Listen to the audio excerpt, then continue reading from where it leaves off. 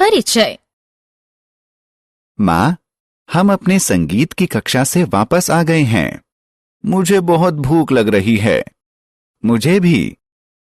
ठीक है बच्चों, ये सेब लो और अपने में बांट लो, तब तक मैं खाना बनाती हूँ।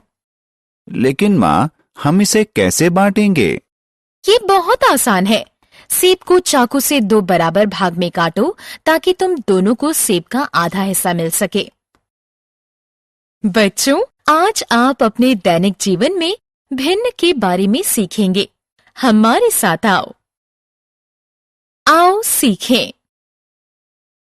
भिन्न संख्याओं की अवधारणा का वर्णन करना, प्रत्येक भिन्न के अंश और हर को पहचानना, ये समझना कि किसी समुच्चय के पूर्ण या आंशिक भाग को प्रदर्शित करने के लिए भिन्न का प्रयोग कैसे करेंगे। दैनिक जीवन में भिन्न संख्याओं के उपयोग पर चर्चा करना। भिन्न संख्याएं क्या होती हैं? क्या आप गिन सकते हैं कि यहाँ कितने वृत्त हैं? 1, 2, 3, 4, 5। यदि वृत्त का सिर्फ आधा भाग हो तो हम इसे कैसे गिनेंगे? जी हाँ, हम भिन्न का प्रयोग करेंगे। भिन्न संख्याएं वे संख्याएं हैं जो एक पूर्ण का एक भाग निरूपित करती है। अंश और हर। यहाँ एक पूरा जन्मदिन का केक है। आइए इसे छोटे टुकड़ों में काटें। यदि हम केक को बीच से काटें तो हमें 2 बराबर भाग प्राप्त होंगे। हर भाग पूरे केक का एक आधा है।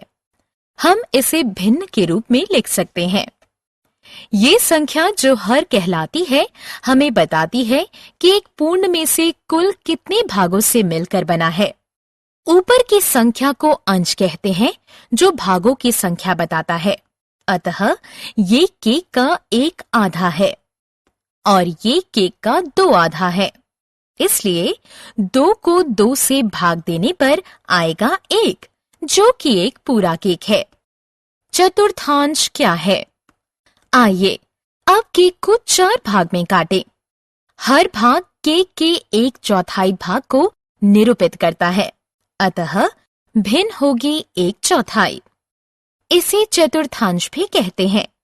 ये केक का 1/4 है, ये 2/4 है, ये 3/4 है और ये 4/4 है।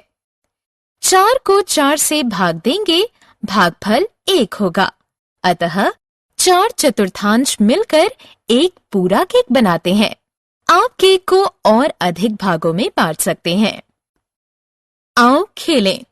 सही भिन्न संख्या को उचित स्थान में लगाओ। भिन्न संख्याओं का मुद्रा में प्रयोग। 25 पैसे के इस सिक्के को देखें। 25 पैसा एक सिक्का 1 रुपए के सिक्के का 1/4 होता है। इस प्रकार 10 रुपए का एक नोट 50 रुपए के एक नोट का 1/5वां भाग होता है। अतः बच्चों, भिन्न संख्याओं का प्रयोग मुद्राओं में भी होता है। समूह में भिन्न संख्याएं। याद रखें कि हम भिन्न संख्याओं का प्रयोग समूह की वस्तुओं के बारे में बात करने के लिए कर सकते हैं। देखिए, इस प्लेट में 13 बिस्किट हैं। ये हमारा हर है। लेकिन सभी बिस्किट एक ही प्रकार के नहीं हैं। उनमें से 6 चॉकलेट बिस्किट हैं, जबकि 7 मिल्क क्रीम वाले हैं। अतः वे अंश हैं। इसलिए हम कह सकते हैं कि ये 6 13वां चॉकलेट बिस्किट है और 7 13वां मिल्क क्रीम बिस्किट है। भिन्न संख्याओं का समय में प्रयोग। क्या हम समय को भिन्न में विभाजित कर सकते हैं? हाँ, इस घड़ी को देखो। घंटा एक पूर्ण संख्या होगी और मिनट उसका भाग होगा, क्योंकि एक घंटे में 60 मिनट होते हैं। इसलिए हर मिनट 1/60 भाग है।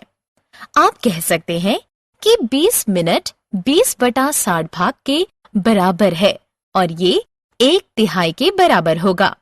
भिन्न संख्याओं के दूसरे प्रयोग। आप में से कितनों को संगीत पसंद है?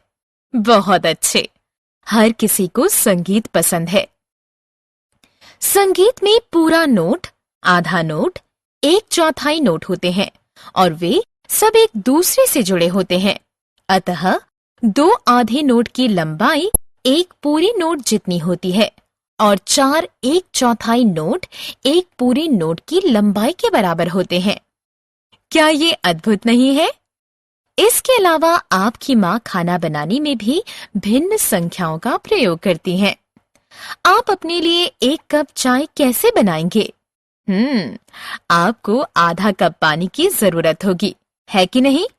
अतः आपने देखा कि भिन्न संख्याएं हमारे दैनिक जीवन में हर जगह हैं और वे हमारे लिए बहुत उपयोगी हैं। हमने क्या चर्चा की? भिन्न संख्याएं वे संख्याएं हैं जो एक पूर्ण का एक भाग निरूपित करती है। अंश एक पूर्ण के अंशों की संख्या निरूपित करता है और हर पूर्ण के कुल भागों की संख्या को निरूपित करता है। 2 आधे और 4 1/4 एक पूर्ण के बराबर होते हैं। भिन्न